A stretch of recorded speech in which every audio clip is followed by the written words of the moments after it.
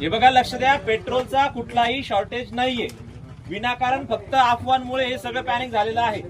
तुम्ही रोज जेवढं टाकतात तेवढं टाकलं तर काहीच प्रॉब्लेम नाहीये. पण तुम्ही आज काय केलंय, अफवांच्या भरोशाने ते गाडीत पण फुल करताय, टँकर आपलं ते सोबत ड्रम आणताय, बकेटी आणताय.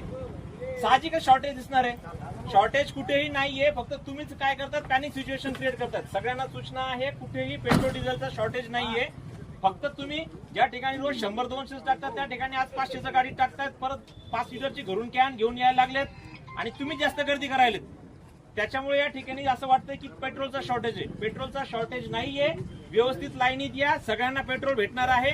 तुम्ही गर्दी केली तर पेट्रोल पंप वाले पण काय होत आहेत, पॅनिक होत आहेत आणि विनाकारण मग इथे गोंधळ वाढतोय आणि लोकांमध्ये खोटे चुकीच्या पद्धतीचे व्हिडिओज काय होतात, व्हायरल होत आहेत आणि त्या व्हिडिओचा आधार घेऊन परत अफवा पसरतात की पेट्रोल संपलंय, डिझेल संपलंय, गर्द्या होत आहेत किंवा शॉर्टेज होतोय. शॉर्टेज नाहीये.